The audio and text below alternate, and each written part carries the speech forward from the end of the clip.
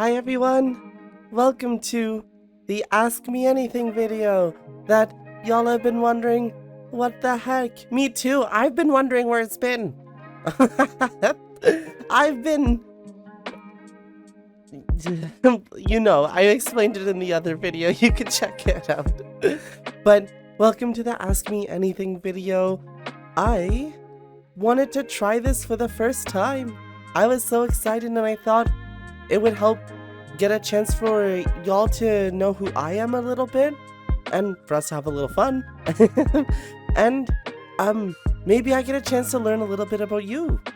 Maybe I get to, maybe if there's like a question that really, you vibe with, you can also answer it along with me.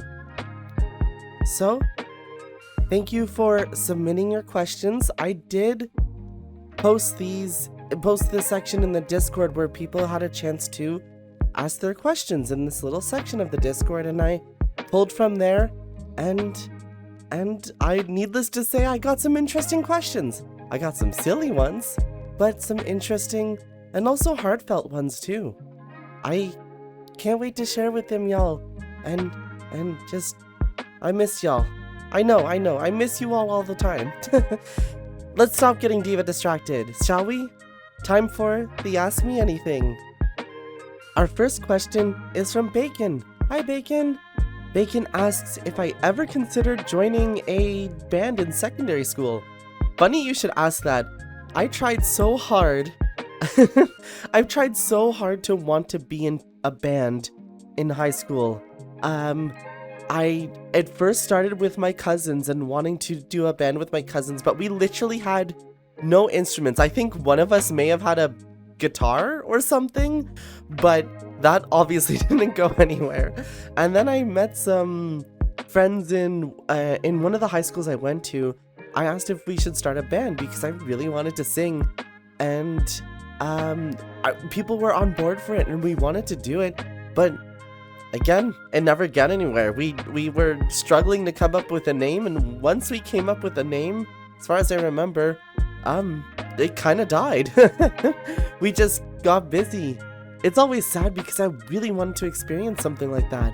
Just have that like excitement of playing at your talent shows, or even getting a gig one day at like some, like, I don't know, bar or whatever the case is. It always seemed like a fun idea, but sadly, your diva couldn't execute it. Next question is from Ayame. Hi, Ayame. I'm gonna just end up saying hello to all of them. Ayame asks, what got me interested in playing the ukulele? So fun little story. I always wanted to play an instrument. I have this like burning fire of a musician in me that sadly gets cooled off from not being able to motivate myself. So I started with a piano and I was really learning, but I was struggling like doing both hand playings, and I really wanted to sing along. So if I couldn't play on both my hands, I definitely couldn't sing and play on the piano. So my roommate at the time, his mom owned a ukulele, and I looked at it and I was like, oh, maybe I'll try it. So I started like a basic course on YouTube. I just looked up ukulele tutorial and I started playing on her ukulele, and I started getting good, I guess. I started like that was the first time I was actually hitting chords and being able to sing alongside of it. So I decided to pick up the ukulele. Eventually my roommates bought me my own one, and I just really like it. For some reason, I think it's the sound for me. It's the sound of the ukulele, and the fact that you can make it go from really happy and like jolly sounding to slightly melancholic or sad sounding for one of those deeper emotional songs. So I just loved it. I loved playing it. Thank you. Hi, Cindy. Cindy asks, how did I become the panda mom? Or when did I decide to become the panda mom? It's a mix of different things, a combination of them. I never really gave myself the title at first. People, when I first started streaming, people kind of just came in and saved. I got this like caring vibe that I got going on in my streams, or warmth or something. And I think there was one person who said, you would make a really great mom because of your personality and how loved you make people feel.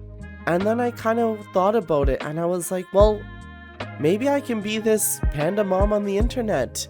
And lo and behold, I started taking the name Panda Mom. Like, I was Diva Panda, but my like AKA or whatever was Panda Mom. And it just caught on. People started like calling me it and saying it was natural, and it was just, yeah. So that's how I acquired that title. It was not self-proclaimed at first, but I took it and ran with it when someone said it. Hi Beast.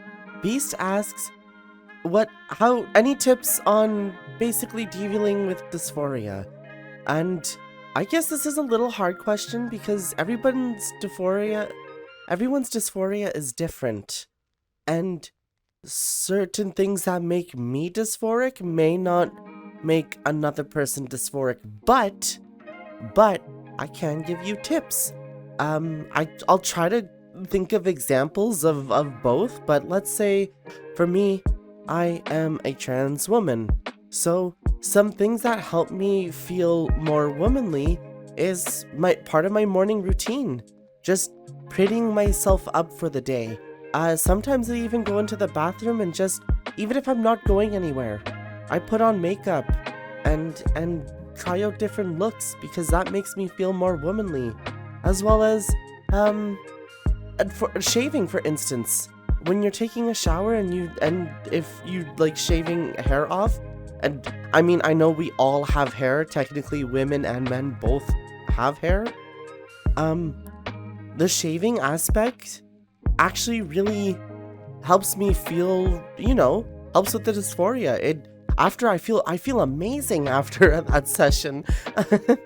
So those are kind of things I use. Sometimes I like to look in the mirror, and if I'm not feeling, if I see myself feeling dysphoric or whatever, I just try to see that current appearance and I try to see what I could look like, or change a little bit about myself, wear different clothing. The same thing if you're like looking for, like if you're a trans man and you're kind of looking for ways for tips on, how to feel a little bit more on the masculine side of things.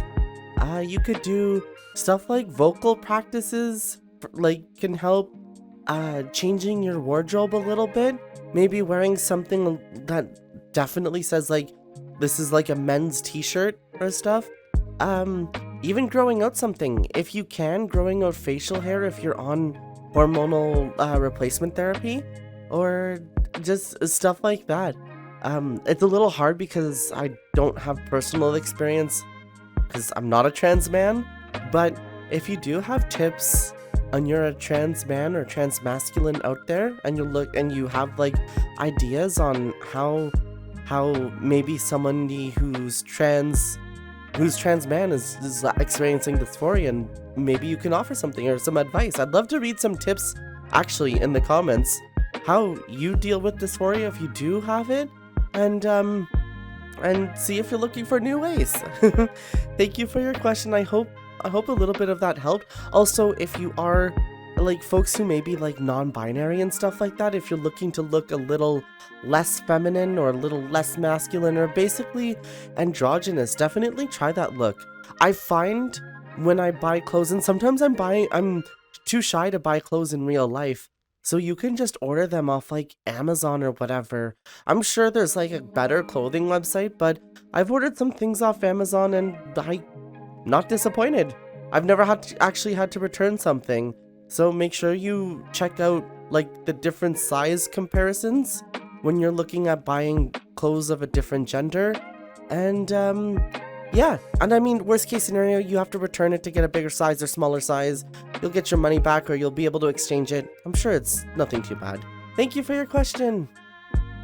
Oh, I love this question. Thank you for your question, Carrot. Carrot asks, I've inspired so many people in this community, them included.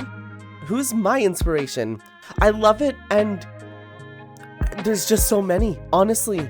But if we're kind of rewinding back to when I first started streaming, I'd have to say I enjoyed watching YouTubers a lot. I never really knew there was actually even a furry YouTube, so my first inspiration was kind of Markiplier, actually. I would watch his videos and see how open he can be as well. He had videos that made people laugh, he played games, and he did these little skits sometimes, but he also had videos where they were like deep, right? They were emotion driven, they were real. And I pulled inspiration a little bit from that, because as much as I wanted to play games and make laugh, I also wanted to be a little, little real to people. Not even a little, I'm real on stream. So I would say he kind of like, I thought about that first. And then, two people kind of come to mind. I didn't even know like avatars and stuff like that can exist. So y'all know I use VC Face, right? On stream. Well, I used FaceRig before that because you can have this like VTubing thing. I didn't even knew VTubing was a thing until I stumbled across Keatlock stream. I'm gonna just shout out so many people here. When I found Keatlock, what was he playing? They were playing Darwin's Project, and that was the first stream I ever saw this like animal avatar, and I was like, what is this? So I guess it kind of ties into how I started things, because if I didn't stumble across that, I wouldn't have looked up FaceRig, and I wouldn't be a VTuber. Although I do have to say, a couple of other notable people who've inspired me, one of them being Laughin' Hyena. I'm gonna also shout him out too, and I'll shout out the second one as well. Laughin' had these 80s nostalgic vibes, and he played horror games. Like, he was the horror king. And Laughin', if you're seeing this, I take so much inspiration from you. I loved the 80s and 90s. For me, I love the nostalgia. I love horror games. I love the concept of it, the story of horror games, how each different types of horrors affect people. So I was like, wait, I could kind of be a horror-oriented streamer. And it kind of that, I discovered Laughin' when I was taking my hiatus, and I want to say I pulled a lot of inspiration from him. That's how you see the synthwave stuff. That's how you see my horror games that I try to do every week. It's a lot came from him, and then last but not least, Diffuse Moose, and I mean there was that group there, Diffuse and Chio and stuff. I met them and they helped me get back out of my hiatus too. So I'll probably list them down there as well. There's just so many to name. That's the sad thing. And whenever I name people, I worry that I might forget someone, and someone will be like, hey, wait, like, didn't you get inspiration from me? That being said, like, Diffuse helped me back into streaming, and Chioxin as well too, when I was really on my low. But they were really helpful to me and guided me. And then I guess, sorry to extend your question forever now, but it's weird. I don't know if it's weird to call this, but a lot of my inspiration comes from y'all. Like, the people who are with me today, the people who are interacting with me, my friends. I pull things from different streamers and I say, what makes them unique? What makes them stand out? How do they rock it? And can I do something similar? Can I, like, take some of this inspiration and somehow turn it into my own? Not to, like, say stealing or anything, but so many people that I interact with inspire me and help me keep going. Every day when I click go live, I am nervous AF. We all know streaming is like the most anxiety-inducing thing in the world almost, but we love it. and when I turn on that going live button and I see people happy to see me, saying, hello, Diva, like, how are you, Diva? And I get a chance to, like, talk to you all. That's what really motivates me. That's what drives me. I'm sorry I kind of, like, answered your question in this, like, long essay form, but I hope you enjoyed that answer, and I hope it, you know, yeah, I hope I didn't forget anyone. If I did, I'm sorry, and I love you, but honestly, a lot of people, including you probably who are watching this, have given me inspiration to keep making, like, the YouTube stuff. Y'all who asked questions, y'all in the comments and everything, yeah. Anyways, heck, before I ramble, thank you. Hello, Grisa.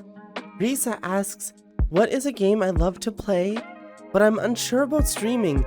I actually really like this question because I'm sure we've all been there. I'm sure we've all had this game that we really enjoyed, but we were always like, I don't know if I, should stream this, or I don't know how people will feel if I stream this. I have a couple of those actually. I really enjoy first-person shooters and like games like League of Legends and MMOs. I am such an MMO junkie, and I might actually try to break out of my shell and try to stream some MMOs, but I've streamed them before and just worried about the reception. It's so hard streaming a game, like, let's bring up an MMO for instance. It's so hard streaming a game when its content kind of focuses around endgame. I mean, sure you can, play through the story at the start, and some have found, like, great success in doing that and experience it that way. But when you're somebody who's already played the story and you're like, well, this new expansion is coming out, I'm so excited. I've always been worried about streaming it because when I jump into the story, I'm excited, right? Because I know what's going on. I know these characters. I'm attached to these characters. I'm attached to my character even. But to somebody who's just stopping in, they have no idea what the story is. They have no attachment to it. I kind of worry if it's even enjoyable to some people. And then other games like first-person shooters, I enjoy Call of Duty a bit. I enjoy Rainbow Six Siege. I kind of wanted to always stream it, and I think I streamed Rainbow Six Siege like once upon a time, and Call of Duty somewhere down, like when I was starting out, but I found for me it was a little bit hard. It was a little bit hard to vibe. I like to focus on my chat a lot, so I get distracted, so it's really hard for me to stream a game that requires like hella focus. Because I know I'll be looking at my chat and talking and not delivering. And then what else? And League of Legends, for instance, I also just worry about again, all these kind of games. I know it sounds silly, but to me, as somebody who's never really streamed these types of games before, I worry about the reception. I don't know if people want to watch me play League for like 2 hours. And also, I don't really like playing League alone. but just other games like Call of Duty and MMOs, like as much as I really want to stream MMOs, I worry about just, I guess I can use it as a just chatting stream, but I worry about if people even care about, the characters or the story, and I get self-conscious, okay? I'm hoping to maybe dip my toes into streaming MMOs, but we'll see. Thank you for your question, and I am curious about other streamers if you're in the chat. See, I am a streamer. If you want to type in the comments below, if there's a game you've really wanted to stream or a genre of games you wanted to stream but you've been worried about, I've been curious. I'm curious to know what that might be. I've already asked you to type up so many answers down there. I am curious though. This is a learning session between you and I. I'm learning about you, you're learning about me. Next question. Hi Weemaz. Weemaz asks if I've ever been tempted quitting streaming or been tempted to just basically give up streaming. And if I have been tempted, what changed my mind? I like this question because I don't think a lot of us talk about it too much, but it does happen within the Twitch streaming community and everybody has their reasons.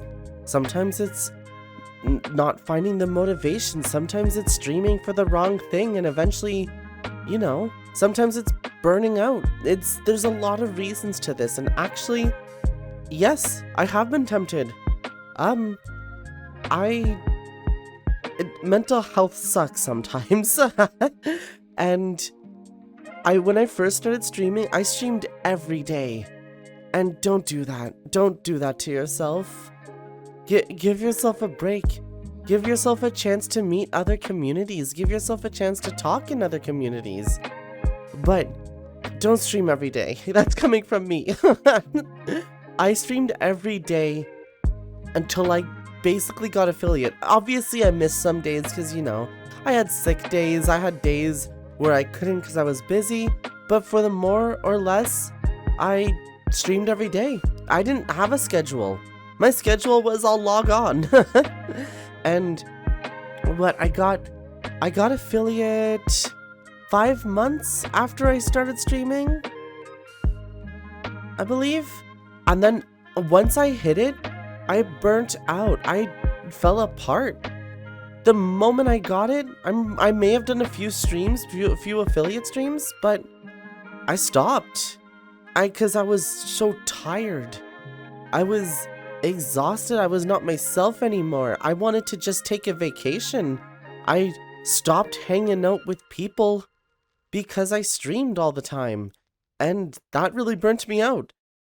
And then, of course, you get into your head. There's moments where you get into your head where you're like, well, I feel like I'm going nowhere, or I feel like I'm not funny enough.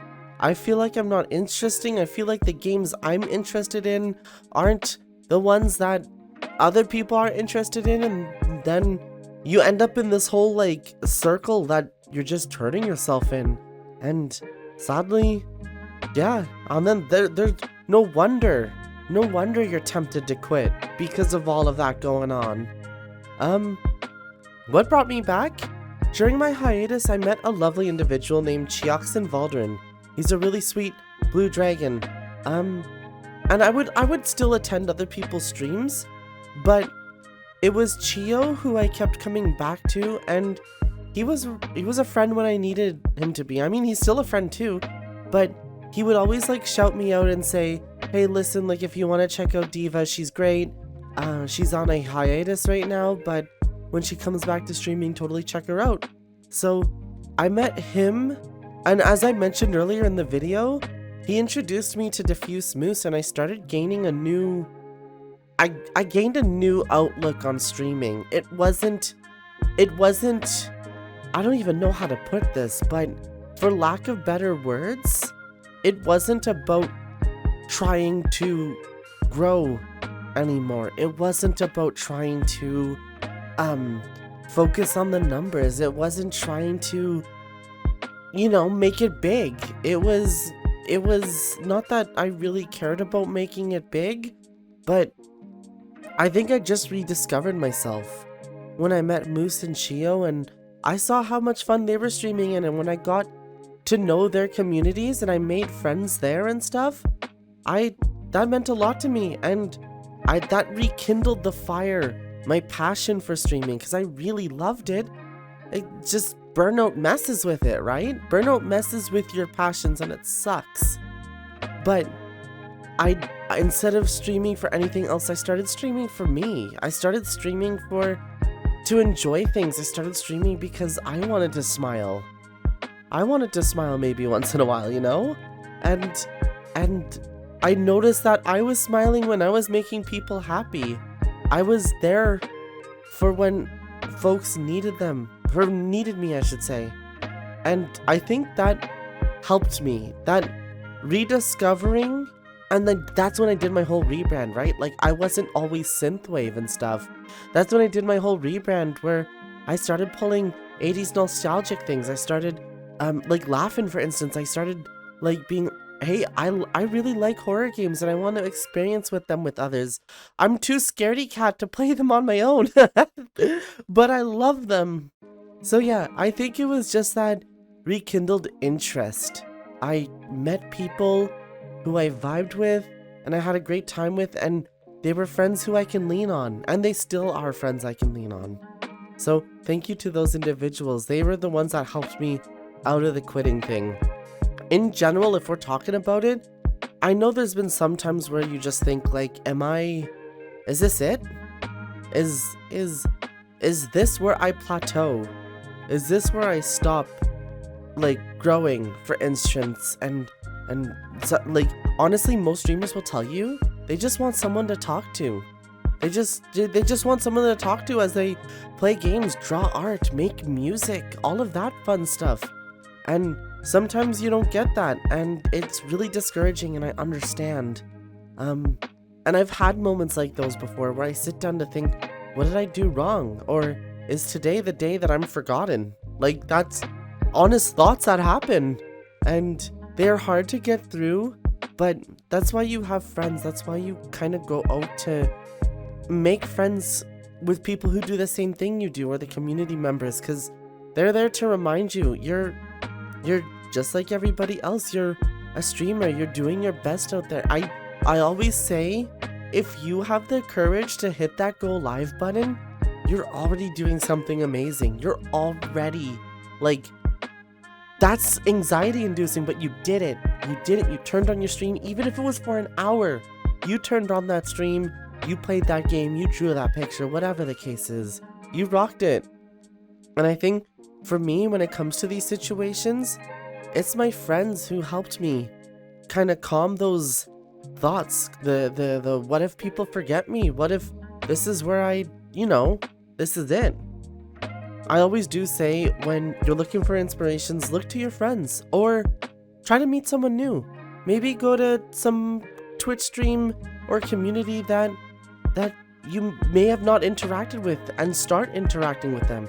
It might take a couple days or a little bit more, sure, but maybe you'll find new friends there that help rekindle that flame in you and stuff. I guess that's my little tips. I'm sure I have more, but I can't make this. We'll make another video focusing on Twitch streams, but I hope I answered your question, Weemas. Thank you. Hey, Jera. Jera asks, what's my favorite type of pizza, and if I like pineapple on it? I'm somebody who likes a lot of things on pizzas. I want everything you have to offer, usually. I will take like pepperoni, cheese, bacon, peppers, mushrooms, olives, jalapenos, and everything. I love it all. I just love combination pizzas, I guess you call them that. Pineapple is a yay for me. I really like the mixture of savory and sweet. So if you have like, normally when you order a Hawaiian, right, it comes with like ham and stuff. That offers that like sweet and savory taste, which is actually a really nice flavor I enjoy on my palate. So yes, I do like pineapple on pizza. Scandal time. And that's all the questions. So take care, bye. I'm just joking. Turn off this, Seth. Don't roll the credits. Don't. Heck. It's just a joke. You think I was actually gonna end it there? Heck.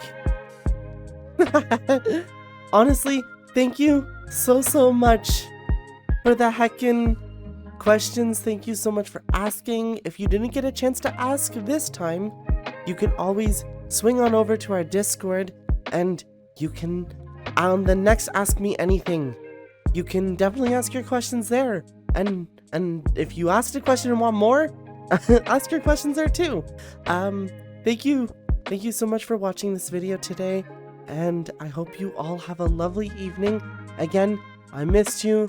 I'm hoping to get another video after this soon. I don't really know what it is. Welcome to me running around in circles trying to just figure out life. But sincerely, it's a pleasure being here with you all. And if you ever want to like hang out, I mean, y'all know my Discord. I have a Twitter, which I always link down below-sies. And I also have a Twitch stream, which I stream I stream full time. I'm a Twitch partner, and I stream 4 days a week. So I'm sure you'll catch me. I'll also link it down below as per usual.